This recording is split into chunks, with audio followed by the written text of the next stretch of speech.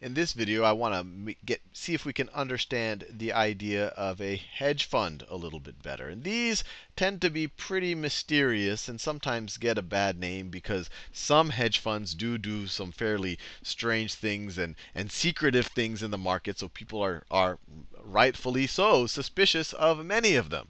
But the real difference between a hedge fund and the types of mutual funds that we just talked about are that they're not regulated by the SEC.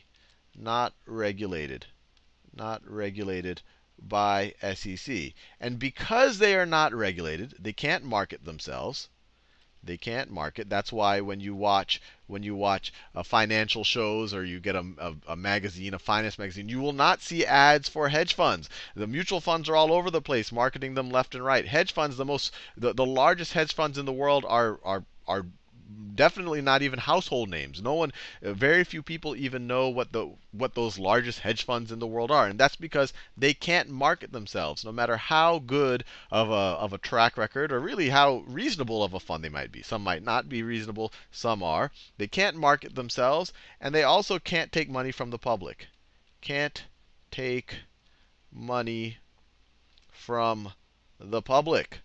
So in general, in order to invest in a hedge fund, you have to be an accredited investor, which means you have a certain net worth, or maybe you have a certain income, or maybe by virtue of your education, you can prove that you have a certain level of sophistication to invest in these things that aren't regulated. You I guess, don't need the SEC to watch your back. And so the regulation is a key difference. Marketing, no money from the public. And then the other key difference is how the managers tend to be incented. I know incented's not a word, or motivated.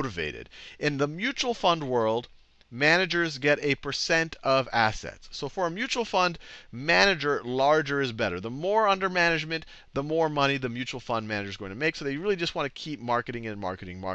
They don't get a cut of the profit. So really, there's not a lot of incentive to try to make kind of really beat the market here, because if they kind of don't beat the market one year, then all of a sudden their fund will shrink. So they really just get a fee on the size of the fund.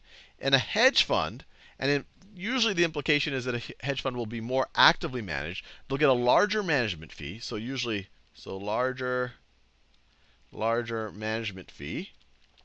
Instead of the 1%. 1% is actually a lot for a mutual fund. Instead of that, hedge funds tend to be 1 to 2%. So 1 to 2% management fee, and sometimes even larger than that. But the even, I guess, bigger difference, and this is where hedge funds are very different from a traditional mutual fund, is that the management company, the general partner, gets a percentage of the profits.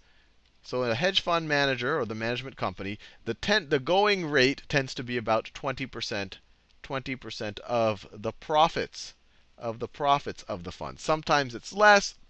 Sometimes it's a lot more. Some very successful hedge funds get 25, 30%, or even a larger percentage of the profits. So with that out of the way, in the next video, I'm going to do some different mechanics of essentially the same returns, but one by a hedge fund and then one by a traditional mutual fund.